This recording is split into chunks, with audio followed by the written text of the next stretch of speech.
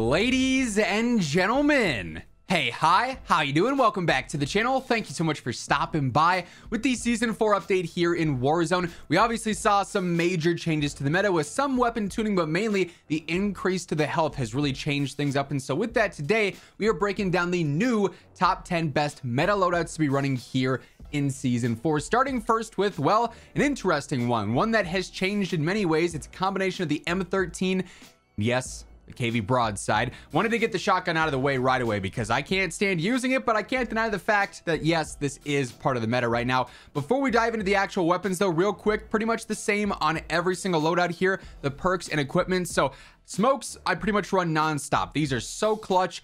As I've talked about before, they can be used for anything and everything. They are a constant answer. Getting shot at in a bad spot, smokes. Need to revive, smokes. Need to rotate, smokes. They're so good. I go back and forth between using drill charges and throwing knives if I'm playing Resurgence. Obviously, knives are super clutch. If I'm playing ranked, drills are super clutch. So pick your poison there. There's no real wrong answer. Then when it comes to perks, pretty standard here. Initially, I'm always running Overkill, Double Time, Resupply, and High Alert. That said, if I get the opportunity in a game to grab a second loadout, I'll try and switch off of Overkill for Tracker. So I'd be running Tracker, Double Time, Resupply, and then Ghost usually as well to stay off the UAV. So you can definitely change things up there how you like, but this is what I always start off with and it works really well.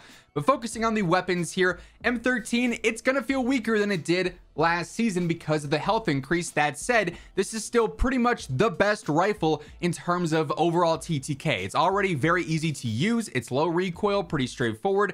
With that increased health though, you will notice that it's going to feel a little bit more marshmallowy, and that's just kind of how all the rifles will be. You won't see as many of them in this meta video as you have in the past. The setup here though is still pretty standard. AMOT V4, whatever optic you are the most comfortable with, and as always, be tuning for the furthest eye position and the faster ADS.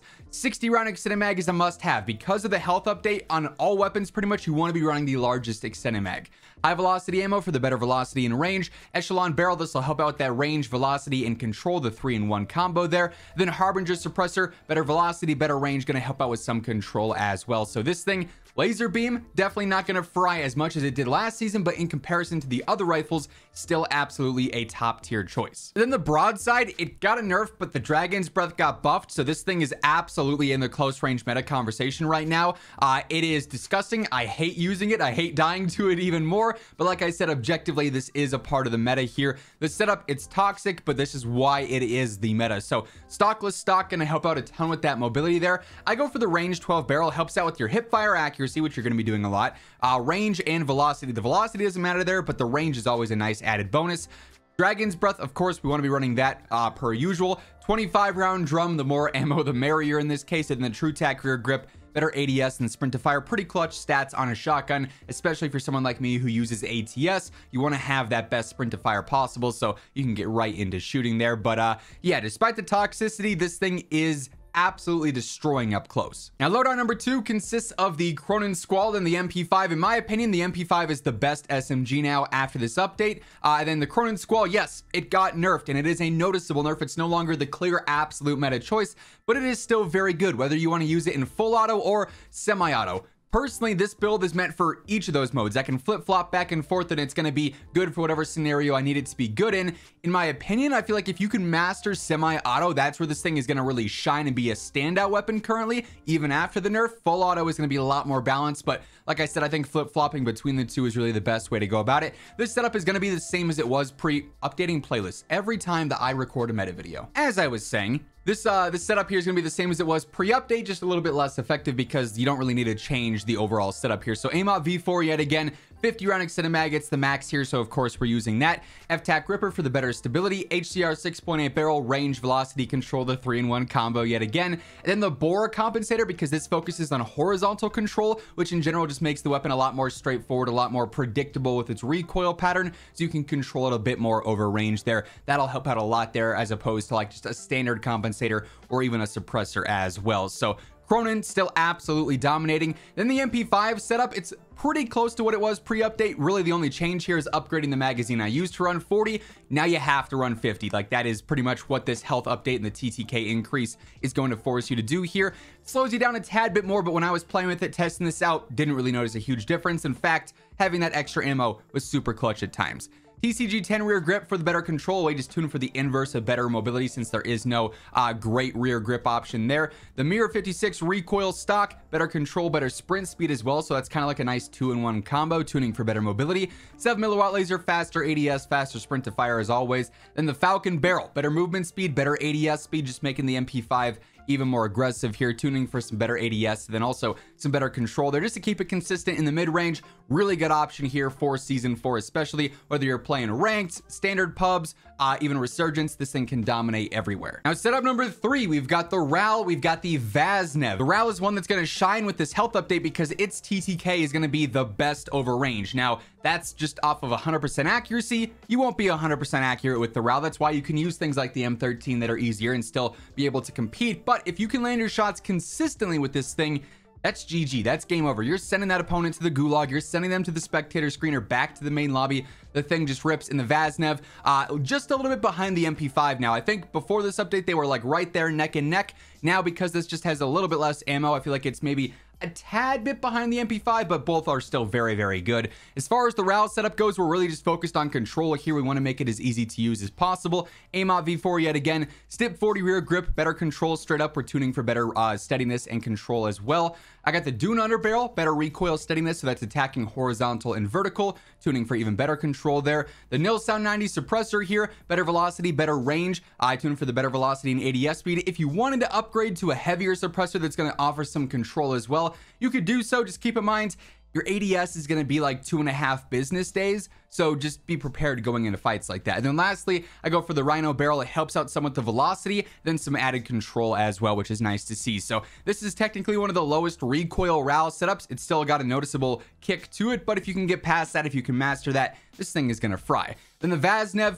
again, pretty much the same setup as it was pre-update. Unfortunately, no 50-round mag here. So this is what takes it back just a smidge, like I said, but 45 should be sufficient for most fights unless you're fighting at a crazy disadvantage, trying to do like some solo squads type stuff, right? True tack rear grip, better ADS and sprint to fire yet again. The Atrazat stock, better sprint speed, better strafe speed, so just overall helping out with the mobility here. Olay laser for the ADS and sprint to fire. Cast 1 barrel will extend that damage range a little bit, which in this case could be pretty huge. Could actually end up saving your life in a close range fight. I do tune for some better mobility on that, but overall still a fantastic close range option as well. Despite the health update, still very good. Now loadout number 4, again, features an LMG. LMGs are huge in this new meta. Then I also pair this with the ISO 45. It's a decent SMG. Like, it surprised me in some fights, certainly competitive enough. And then Sakin, super easy to use, kind of the inverse of the RAAL. It's super low recoil and mid damage, but its TTK realistically is going to be very good and pretty close to the RAAL when you factor everything in. Setup here is going to be very similar though. AMOT V4 and Stip 40 rear grip yet again.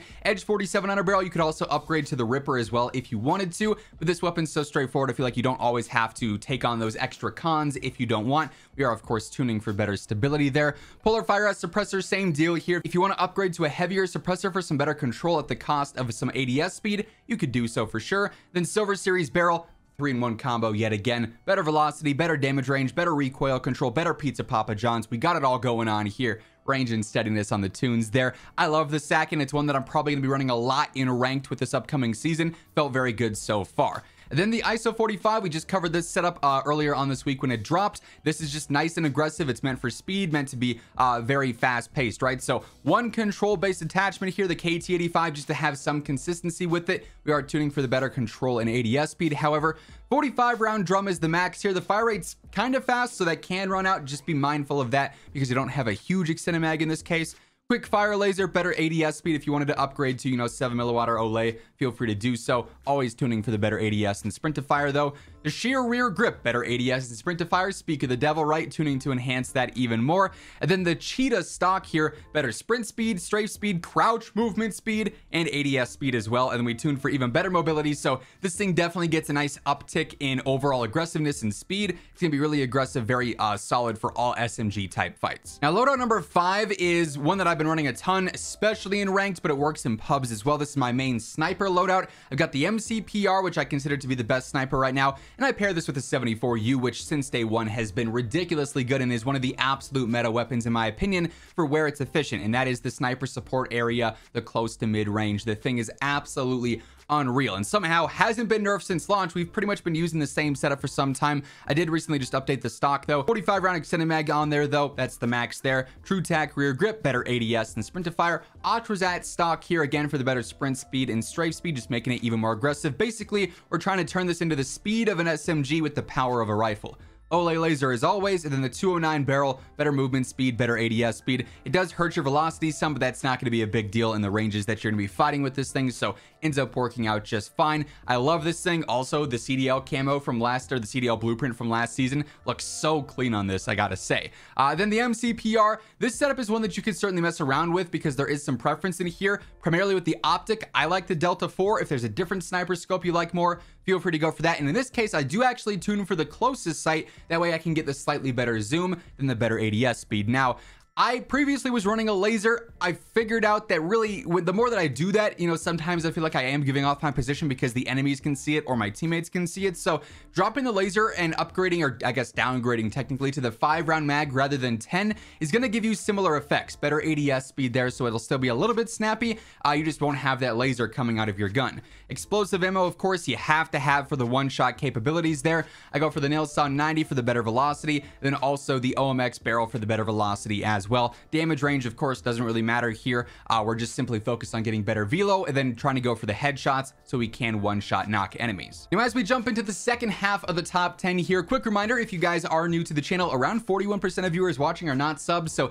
if that's you and want to stay up to date with the latest updates, news, loadouts, tips, everything going on in COD, feel free to hit that subscribe button, turn on those post notifications. And if you guys enjoyed this video, let me know by dropping a like on it as well. Would be seriously appreciated. And quick shout out to my friends over at G Fuel. If you guys are grinding season 4 here, leveling up the new guns, testing out some of these loadouts, dropping into Vondel, playing some ranked, do yourself a favor, get that added boost of G Fuel. If you guys are looking to try it for the first time, they got starter packs, they've got demo kits for pretty much all the flavors. If you want to restock on your favorite flavors, Code Immortal, regardless of what you're looking for, has you covered with 20 to 30% off your entire order. So throw that in at checkout, take advantage of that increased discount. And you never know, the more the code gets used, the better the chance of maybe our Shaker Cup returning, or one day us getting our very own flavor. Now, setup number 6 here, going to be similar to our last one, same exact MCPR setup, so we don't need to go over that again, but this time instead of the 74U, I am pairing it with the Chimera. I love this as well. The velocity on the Chimera is just a tad bit worse than the 74U, but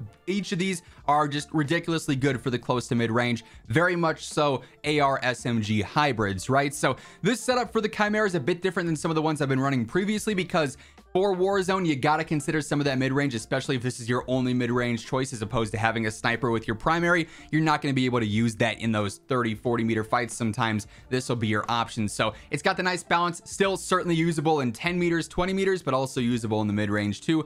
AMOV V4, the D37 rear grip for some added control. I just tuned for the inverse of the better mobility. 45 round extended mag, Sakin tread 40 for some extra control on there, just to make this thing super easy to use. Then lastly, the Phoenix barrel, better range, better velocity, better control. Yes, it does slow you down some, in my opinion. Yes, you're gonna notice this is a little bit slower than an SMG for some close range fights. If you're playing with this and anticipating enemy movement, you got your sights up, like, you're gonna be fine in the close range, and then especially fine in the mid-range as well. Ends up working out really, really well for that sniper support style. Now, loadout number 7 consists of arguably my favorite rifle right now, the Lachmann 5.56, which again is gonna feel weaker than it did last update, but it's still one of the best rifle choices in the game, especially because of how easy it is to use. And I pair this with the MP7, a very well-rounded all-around SMG, good in the close range, good in the mid-range, good mobility, easy to control. As far as the setup here goes, pretty straightforward, pretty standard. RXT stock for the better movement speed, sprint speed, ADS speed there. I also go for the soldier rear grip with the better ADS and sprint to fire. I feel like 50 rounds is sufficient here. If you wanted to upgrade to 60, you absolutely could, but each of these is going to work just fine with the new health update. Just up to you and how you want to approach that. 7 milliwatt laser, and then the KT85 compensator here, again, just to make it a bit easier to control and more consistent in the mid-range if you find yourself in that situation where you need to be using it and you want to be accurate with it in those fights. Then as far as the 5.56 setup here goes, pretty standard, same as it was pre-update, with the, again, exception of upgrading to the 60 round mag. 40 I wouldn't really recommend using anymore because of the health changes, but 60 is totally sufficient. AMOV V4, I still haven't been running high velocity on here. I go for the Ripper underbarrel instead, just because of the added control. Like this setup, there's nothing easier to use in this. You point and shoot with this thing, It's so straightforward. So the added stability of the Ripper is super nice. And I found myself hitting shots over long range just fine, even without high velocity. Echoless 80 suppressor for the better velocity and range. And then of course we got the wrap barrel on here as well. The 3-in-1 combo once more, range, velocity, and control. Really solid rifle, one of the top tier choices, despite the fact that yes, technically it's weaker than it was before. Now, Loadout 8 is one that's really just here to break down the setups and less of an actual practical setup, because the Razorback, our new weapon, our second new weapon for this season, is definitely not a primary in my opinion. This is gonna be thriving. It's gonna be the most efficient as a sniper support style build, very similar to like the FFAR from Warzone 1, just not as good in my opinion. It's solid in the mid-range, it's very efficient there, but it's kind of got an identity crisis. It's not great long range, it really falls off there with its damage, and its fire rate means that if you miss shots, you're kind of screwed because you got to reload a ton. Close range, it's going to be outgunned by like a 74U or a Chimera, because those are a bit more aggressive unless you're specifically building for that. So mid-range is where this build is meant for, and I'd probably pair this with a sniper in most cases, but you could try it as a primary in like Resurgence and see how it feels. But the setup here, AIM-OP V4, 60 round extended mag, you have to be running here because that faster fire rate. Edge 47 underbarrel for the better stability. Again, if you wanted to jump up to Ripper, feel free to do so. Kind of the same deal with Echoless 80. I like it because it's a little bit more snappy for the close to mid-range fights, and the ADS isn't as bad as it could be. But if you wanted more control, feel free to upgrade the suppressor. Then the tanker barrel here, just straight up better control, better velocity. That'll work well for the mid-range as well, make the weapon a little bit easier to use. Certainly a strange one here though. I feel like there's a lot of different builds though you could get away with if you're trying to use this in very specific types of fights. Then the P90 setup, it's still flying and frying. The health update will make this again feel a little bit worse than it was before, despite the fact that it's still one of the most competitive SMGs, especially in the mid-range. Behind the face cam here, I've got the TV Tacom Comb for the better ADS and sprint to fire. The Brewing Q900 rear grip, also for better ADS and sprint to fire. The 7mW laser, also for better ADS and sprint to fire. The RAAL, which actually helps out with the general movement speed, and I tune for even better mobility. Then also the KT85 compensator, just for some consistency in the mid-range. If I find myself there, that'll make that nice and easy to use. You can shoot straight, you can fry, you can fly, because the mobility on this thing is insane. Really still liking the P90. Now, Loadout 9 is actually my dedicated Ghost class. So when I switch to the second loadout, or if I need to come back and I want Ghost right away, this is what I am going for. Initially, I've got the RPK. Yes, this is back in the conversation. It is once again a part of the overall meta because of this health update. It's another LMG that's absolutely going to thrive. The setup is going to be relatively straightforward here. AIM-OP V4, the X2 rear grip for the straight up better control. Going to just make this thing easier to use over range. High velocity ammo, we don't need a magazine because 75 as the stock is totally sufficient. Ripper underbarrel for that better stability. Then I go for the Talon suppressor here, better velocity, better range, a little bit of better control in there as well. This will just make it very easy to use in the mid to long range. Recoil is going to be pretty minimal. Then its damage and its overall TTK is going to be one of the more competitive options here, especially with its damage per mag now being one of the better ones in the game. Then as a secondary here, because we're using a pistol with Ghost and Tracker and no overkill outright, I'm going for the Siege. Now, I don't feel like a Kimbo is something you necessarily want to use here because you're going to be too niche in that sense. This setup is a little overkill, I won't lie. 72 round drum. I'd say, I guess this is more practical now with the health update than 50, but you could use either there. I don't think there's necessarily a wrong answer. The SIR 160 rear grip for the better ADS and sprint to fire, tunes to match. The Siege stock, better control just to add some consistency here. I do tune for the better mobility. The Diod laser, better ADS, better sprint to fire, pretty standard. And then the CMRN barrel for the better control and velocity. Again, just helping out with some mid-range there. This is still very nice and snappy, so you're gonna be able to use it in pistol ranges, but also sort of as like an SMG pistol hybrid if you needed to. It can certainly get away with doing that. And then lastly here, I've got the MP5 yet again, so same setup as before. We don't need to go through that, but I pair this with the HCR, a weapon that definitely has increased in its overall effectiveness with this health update. Its damage per mag is also fantastic. It's super easy to use. Great for the mid to long range as that standard primary. Set up here, AIM-OP V4, STIP 40 rear grip for the better control. High velocity ammo in this case, Ripper underbarrel for the better stabilization and whatnot. Then I go for the Harbinger suppressor. You could also do Echoless, you know, if you were comfortable, I guess, with the general control, but this is going to make it very easy to use. You can shoot at 100 meters and shoot straight. You can shoot at 50 meters and shoot straight. It is a little bit slower because obviously it's an LMG, but it's going to get the job done. And do keep in mind, you know, with all these loadouts here today, you can mix and match the primaries and the secondaries. If you want to use the HCR with the ISO, feel free to do so. If you want to use the RAAL with the P90, feel free to do so. You can absolutely get away with that. But that being said, those are the new top 10 best meta loadouts. I'm on the main menu. How did I get here? Regardless, those are the new top 10 best loadouts to be running here in Warzone Season 4. That's going to wrap things up. If you guys enjoyed the video, let me know by dropping a like on it. And if you're new here, feel free to hit that subscribe button, turn on those post notifications to always stay up to date with everything going on between MW2, Warzone 2, and DMZ. But once again, thank you so much for tuning in. And until next time, take it easy. Have an awesome rest of your day. I'll catch you guys later. Peace out.